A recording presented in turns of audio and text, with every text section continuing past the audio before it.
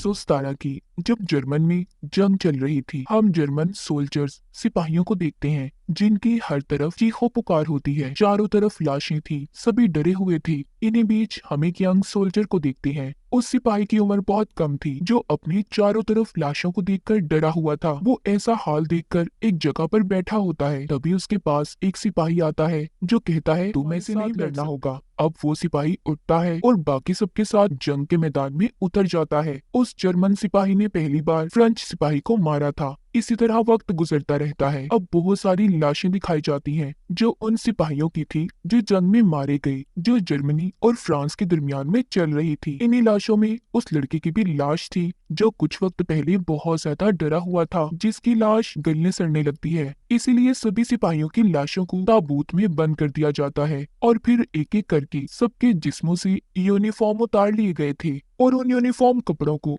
वापस शहर में भेज दिया जाता है ताकि कपड़े धुलें और जो नए आने वाले सिपाही हैं उन्हें ये कपड़े दोबारा दे दिए जाएं। इसी बीच हम शहर को देखते हैं। पोल नाम का लड़का जिसको एक जाबाज बहादुर सिपाही बनने का बहुत शौक था, जो जंग में जाना चाहता था, अब वो भी उस जगह पर आ जाता है जहाँ पर फौज सिपाहियों को लड़ने के लिए चुन रही थी। वो भी अपना फॉर्म फिल करके उन्हें दे देता है, मगर उसके फॉर्म पर उसके डैड के साइन नहीं थे क्योंकि वो जानता था कि उसके डैड कभी भी उसे आर्मी फौज में जाने की इजाजत नहीं देंगे। इसीलिए वो बड़ी ही चालाकी से अपने डैड के साइन को कर देता है और अपने दोस्तों के साथ आर्मी में शामिल हो गया था। अब सभी चुने गए सिपाहियों को एक जगह पर जमा किया जाता है। बताते हैं कि एक सिपाही होना बहुत फख्र की बात है। सब इस बात को सुनकर और भी ज्यादा पुरजोश हो गए थे। अब सबको वही यूनिफॉर्म दिए जाते हैं जो इन्होंने मरे हुए सिपाहियों के जिस्मों से उतारे थे। पॉल और उसके दोस्त सिपाही का यूनिफॉर्म पहनकर फख्र महसूस कर रहे थे। उन्हें लग रहा था कि पता नहीं एक सिपाही की जिंदगी कितनी अच्छी होने वाली है और उनकी जिंदगी का ये कितना अच्छा दिन है। अब इनको बताया जाता है कि सब सिपाहियों को वेस्टर्न फ्रंट की तरफ ले जाया जाएगा जो जगह फ्रांस के शुमाल में है। अब सब सिपाही वेस्टर्न फ्रंट की तरफ निकल पड़ते हैं। इन्हें बताया जाता है कि इन्हें आधे रास्ते में ट्रक से उतरकर पैदल ही अपना सफर शुरू करना है। जब ये लोग पैदल चलने लगते हैं तभी जमीन में बॉम्ब फटना शुरू हो गए थे जो कि फ्रांस के सिपाहियों ने छुपाए थे। ये सब नीचे लेट जाते हैं। इन्हें बताया जाता है कि जल्दी से अपने मास्क पहन लो क्योंकि इन पर गैस का भी हमला हो सकता है जो कि खतरनाक गैस है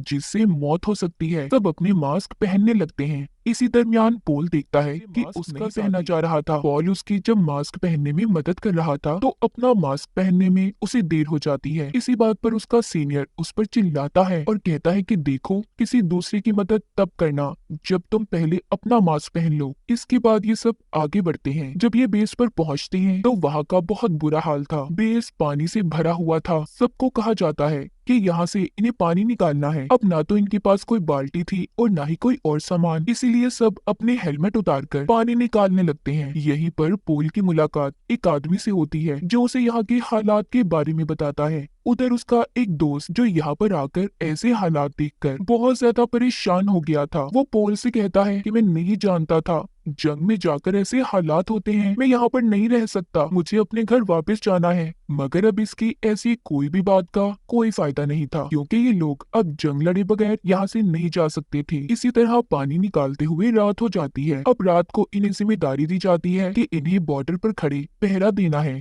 पॉल जब अपने साथियों के साथ पहरा दे रहा था बिल्कुल अनजान था कि यहाँ पर गोली भी चल सकती है। तभी उसके सर पर एक गोली आकर लगती है और वो नीचे गिर जाता है। वो सोचता है कि अगर वो गोली इसके हेलमेट पर ना लगी होती तो आज वो जिंदा ना होता क्योंकि ये अपने हेलमेट की वजह से बच गया था। थोड़ी ही देर बाद यहाँ पर बॉम्ब गिरना शुरू हो गए थे। एक भगदड़ मच जाती है। सभी सिपाही बेसमेंट में जाकर छुप जाते हैं। चारों तरफ गोलियां चल रही थी। पॉल का वो दोस्त जो आकर यहाँ पर पछता रहा था वो बहुत ज्यादा डर जाता है और चिल्ला चिल्ला कर यही कह रहा था कि मुझे अपने घर वापस जाना है, मगर उसकी इस बात को सुनने वाला कोई भी नहीं था। तभी इनका एक साथी जब बाहर जाने लगता है तो उसके पाँव में ही बॉम्ब ब्लास्ट हो जाता है जिससे उसके जिस्म के टुकड़े टुकड़े हो गए थे। ये मंजर बहुत ही भयानक था जिसे देखने के बाद सब लोग अब और भी ज्यादा डर गए थे। बॉम्ब भी फटने शुरू हो जाते हैं। इससे अब सबको ये लगने लगा था कि बेसमेंट गिरने वाला है, इसीलिए जितनी जल्दी हो सके इन्हें अपनी जान बचाकर यहाँ से निकलना होगा। सब लोग अब निकल जाते हैं पर पोल नहीं जाता। कुछ ही देर में बेसमेंट गिर जाती है। अब सबको ये लग रहा था कि कि पॉल उस बेसमेंट में दबकर मर गया। जब सुबह को सिपाही आकर लकड़ियां हटाते हैं तो पॉल अभी भी जिंदा था। फिर ये पॉल को बाहर निकालते हैं और एक जगह पर बिठा देते हैं। उसके सामने फिर से वही आदमी आता है जो इसको यहाँ पहली बार मिला था, जिसने इसे यहाँ के बारे में सारी जानकारी दी थी। वो जानता था कि पॉल भूखा होगा, इसीलिए वो उसे खाने के लिए एक रोटी का टुकड़ा देता है। अब यहाँ पर एक सिपाही आता है जो पॉल से कहता है कि तुम ऐसे फारिग नहीं बैठ सकते। जितने भी सिपाही मर गए हैं उन सभी के बैचेस को इकट्ठा करो जिन पर उनके नाम लिखे हैं, ताकि हम उनकी फैमिली को इत्तला कर सके। पॉल जब सभी सिपाहियों के बैचेस को इकट्ठा कर रहा था तो इसे अपने दोस्त का चश्मा भी मिलता है। जो दोस्त बहुत ज्यादा डरा हुआ था। जब पॉल थोड़ा सा आगे जाता है तो उसे उसकी लाश मिलती है, जिसे देखकर पॉल फूट फूट कर रोने लगा था। मगर वो ये जानता था कि वो ज्यादा नहीं रो सकता, इसीलिए अपने काम को पूरा करने लगता है। वक्त ऐसे ही गुजर रहा था। उनके बैचेस से एक ऑफिसर उनके नाम की रजिस्टर पर एंट्री कर रहा था और जाकर अपने सीनियर ऑफिसर को इन सब के बारे में बताता है, जिसका नाम मैथियस होता है। वो ऑफिसर कहता है, सर 40,000 से ज्यादा सिपाही मारे गए हैं, हमें ये जंग रोक देनी चाहिए वरना पता नहीं क्या होगा। मैथियस उसकी बातें सुनकर सोच में पड़ गया था कि आखिर इस जंग को रोके तो कैसे। मैथियस अब अपने सब बड़े सीनियर ऑफिसर्स को बुलाता है और मीटिंग शुरू कर देता है। उधर पॉल और उसकी टीम को अब एक जगह से दूसरी जगह भेजा जा रहा था, एक दूसरे बेस पर, जहां इन्हें और भी सिपाहियों के साथ रहना था। उधर जाकर इन्हें पता चलता है कि पास ही एक फार्म है जहां से पॉल और उसका एक साथी बत्तख को चुरा कर ले आता है और पकाकर मजे से खाते हैं। इन्होंने इतना अच्छा खाना बहुत दिन बाद खाया था और फिर सभी शाम के लिए बैठे आलू छील रहे होते हैं कि तभी इन्हें बेस के पास से जाते हुए कुछ फ्रेंच लड़कियां दिखाई देती हैं जो बहुत ही ज्यादा खूबसूरत थी। पॉल का एक साथी उनके पास जाकर उन्हें अजीब सा डांस दिखाता है ताकि उन्हें इम्प्रेस कर सके और उनके साथ ही चला जाता है। फिर थोड़ी देर बाद सबके घरों से लेटर आते हैं जो सब में बांटे जा रहे थे। पॉल का साथी जिसको पढ़ना लिखना नहीं आता था वो पॉल के पास आता है और उसे अपना लेटर पढ़ने के लिए देता है, जिससे पॉल को पता चलता है कि उसकी एक वाइफ और बच्चा था, मगर बच्चा किसी बीमारी की वजह से मर गया। रात भी हो जाती है। रात को इनका वही साथी आ गया था जो लड़कियों के साथ गया हुआ था। वो आकर इन्हें सारी कहानी सुनाता है और साथ ही उन लड़कियों का एक रुमाल दिखाता है जो वो अपने साथ ले आया था। सुबह को इनको इत्तला मिलती है कि 60 और सिपाही आने वाले हैं, मगर वो अभी तक इनकी बेस पर नहीं पहुंचे थे। सबको अब फिक्र होने लगी थी, इसलिए पॉल सभी सिपाहियों को लेकर उन्हें ढूंढने निकल पड़ता है कि आखिर वो लोग गए तो गए कहाँ पर। जब ये उन्हें ढूंढते हुए स्टेशन तक पहुंचते हैं जिस ट्रेन से उन्होंने आना था, हुई गैस महसूस होती है। जब ये स्टेशन के पास वाले कमरे में जाते हैं तो इन्हें पता चलता है कि 60 के 60 सिपाही गैस फैलने की वजह से मारे गए, क्योंकि उन्होंने अपने मास्क को वक्त से पहले ही उतार दिया था। ऐसी 60 सिपाहियों की लाशें देखकर सब डर जाते हैं। दूसरी तरफ जर्मनी में हमें सीनियर हेड दिखाया जाता है जिसके पास एक सिपाही आकर बताता है कि जिन 60 सिपाहियों को हमने जंग में भेजा था वो भी मारे गए, हमें बस अब इस जंग को रोक देना चाहिए। मगर हेड कहता है, नहीं, मैं इस जंग को नहीं रोक सकता, मुझे हार नहीं पसंद। अब और जितने भी सिपाही बच गए हैं सबको भेज दो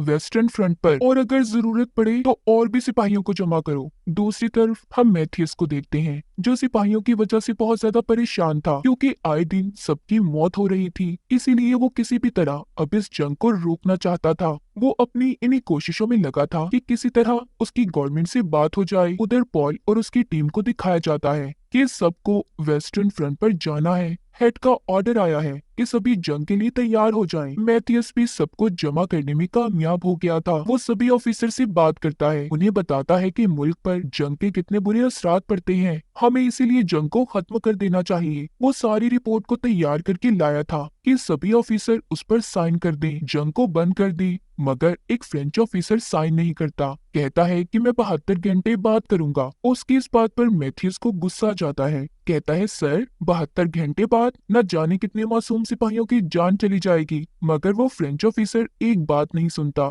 और अपनी ही बात पर अड़ा रहता है। उधर दूसरी तरफ पॉल और बाकी सिपाहियों को कहा जाता है कि फ्रांस की तरफ बढ़ो, ये लोग ऐसा ही करते हैं, और रास्ते में जितने भी फ्रेंच सिपाही आते हैं मार रहे थे। इसी बीच पॉल और उसके साथी उनकी किचन तक पहुंच जाते हैं जहां पर बहुत ही लजीज खाना पड़ा था। सब उस खाने को देखकर उस पर टूट पड़े थे। इन्हें अब वहीं पर अजीब सी आवाजें आती हैं, तो ये जब बाहर जाकर देखते हैं फ्रेंच सिपाही बहुत बड़े बड़े टैंक्स ले आए थे। जब उन पर ये गोलियां चलाते हैं तो इन्हें पता पता चलता है कि इनकी गोलियों का उन पर कोई असर नहीं होगा क्योंकि वो टैंक्स बहुत ज्यादा मजबूत थे। वो अब आहिस्ता आहिस्ता इनकी तरफ बढ़ रहे थे और एक एक करके जर्मन सिपाहियों को मार रहे होते हैं कि तभी अब जर्मन सिपाही भी उन टैंक्स में बॉम्ब डाल देते हैं जिससे कि टैंक भी ब्लास्ट हो गए थे। मगर फ्रेंच सिपाहियों के पास अब फायर गन्स थी जिससे वो अब आग छोड़कर जर्मन सिपाहियों को मार रहे थे। इसी बीच पोल का दोस्त भी उनके कब्जे में आ जाता है। वो बहुत माफी मांगता है, उसने अपने आप को उनके हवाले भी कर दिया था मगर फ्रेंच सिपाही उसे जिंदा ही जलाकर मार देते हैं। पॉल ये सब देखकर टूट गया था। उधर मैथ्यूस को फ्रांस की तरफ से तैयार की गई एक रिपोर्ट मिलती है जिसमें उन्होंने बताया था कि कुछ जर्मन ऑफिसर्स भी हैं जो नहीं चाहते कि जंग को खत्म किया जाए। मैथ्यूस अब इस बारे में और भी ऑफिसर से बात करता है, कहता है कि हमें जंग को खत्म करना होगा। एक ऑफिसर कहता है कि अगर हमने ऐसा किया तो फ्रांस हम पर काबिज हो जाएगी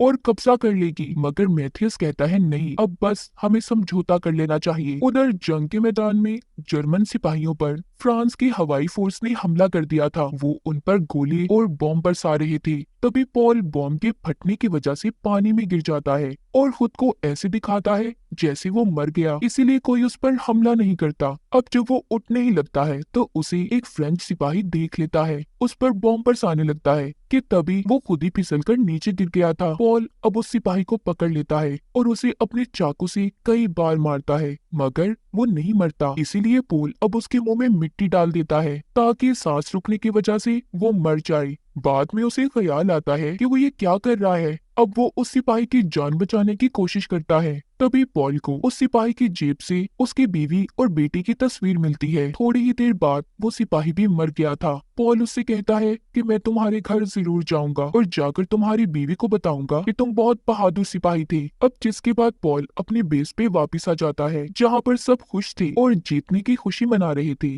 पॉल एक साथी के पास जाता है जो जख्मी था। वो उसे वही रुमाल देता है जो इनको फ्रेंच लड़कियों के पास से मिला था। वो पॉल को बताता है कि हमारा एक और साथी मारा गया। अब पॉल अपने दूसरे साथी के पास जाता है जिसे देखकर वो बहुत खुश था। ये अपना खाना लेके पास आ गए थे। वो जख्मी साथी जिसने चोरी छुपे इनसे कांटा फोक चुरा लिया था और अपनी गर्दन में मारने लगता है क्योंकि वो जानता था कि वो जिंदा नहीं बचेगा, इसलिए उसने खुद को ही मार लिया था और थोड़ी ही देर बाद दम तोड़ देता है। पॉल का दूसरा साथी उसे बताता है कि मैंने सुना है जंग खत्म होने वाली है। पॉल कहता है अच्छा, पर मुझे तो ऐसा नहीं लगता। उधर मैथ्यूस को दिखाया जाता है जिसने सभी जर्मन ऑफिसर से जंग खत्म करने की इजाजत ले ली थी मगर फ्रांस उन पेपर्स पर साइन नहीं करते और कहते हैं कि जंग अभी 6 घंटे तक और चलेगी। इसी तरह सुबह हो जाती है। हम पॉल को देखते हैं जो अपने साथी के साथ फॉर्म पर जाता है ताकि ये वहाँ से एक बार फिर कुछ चुराकर अच्छा सा खा सके। पॉल उस फॉर्म के अंदर जाता है जबकि उसका साथी इसका बाहर खड़ा पहरा दे रहा था मगर उन्हें किसान के बेटे ने देख लिया था जो पॉल के साथी को गोली मार देता है जो उसके पेट में लगी थी। पॉल अपने साथी की वजह से परेशान था और कहता है लाओ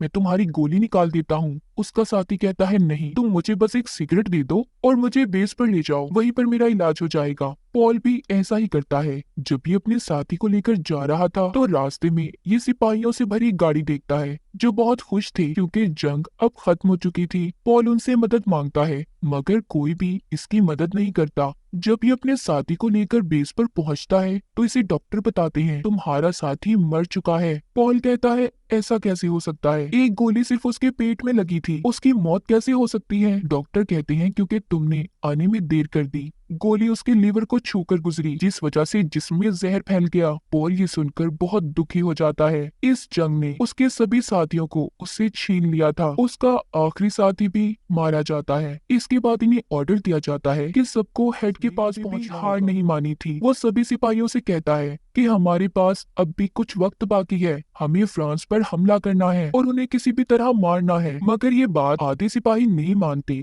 क्योंकि अब उन्हें कोई भी जंग नहीं लड़नी थी मगर फिर भी मजबूरन उन्हें मानना ही पड़ता है और ये फ्रांस के बेस तक पहुंचकर 11 बजने का इंतजार करते हैं। मगर उससे पहले ही फ्रेंच सिपाहियों ने जर्मन सोल्जर्स पर हमला कर दिया था। पॉल देखता है एक फ्रेंच सिपाही जर्मन सिपाही को मार रहा है जो कि एक मासूम बच्चा था जो अभी अभी आर्मी में भर्ती हुआ था। पॉल उसे बचाता है और फ्रेंच सिपाही से लड़ता हुआ बेसमेंट में आ जाता है। तभी पॉल को पीछे से एक फ्रेंच सिपाही ने आकर चाकू मार दिया था। तभी ये ऐलान भी होता है कि जंग खत्म हो गई है। पॉल जो कि जख्मी था वो आहिस्ता आहिस्ता आगे बढ़ता है। ताकि जंग के बाद का नजारा देख सके। वो बाहर आ गया था और बाहर आकर गिर जाता है। वो लड़का जिसकी जान पॉल ने बचाई थी, उसको एक ऑफिसर आकर कहता है कि सभी मरे हुए सिपाहियों के बैचेस को इकट्ठा। मुलाकात फिर से पॉल से होती है, जो अब मर चुका था। उसके हाथ में वही रुमाल था जो उसे उसके जख्मी साथी ने दिया था। वो लड़का पॉल के हाथ से रुमाल लेकर अपने गले में डाल लेता है ताकि वो सारी जिंदगी पॉल को याद रख सके, उसने उसकी जान बचाई थी। तो ये थी कहानी पॉल की, जिस बेचारे को ये लगा कि सिपाही बनने के बाद उसकी जिंदगी खुशहाल हो जाएगी, मगर वो ये नहीं जानता था कि उसे किन मुश्किलात का सामना करना पड़ेगा। और ऐसे ही हमारे बहुत से बहादुर सिपाही हमारे बॉर्डर पर खड़े हैं, जो अपनी जानों को खतरे में डालकर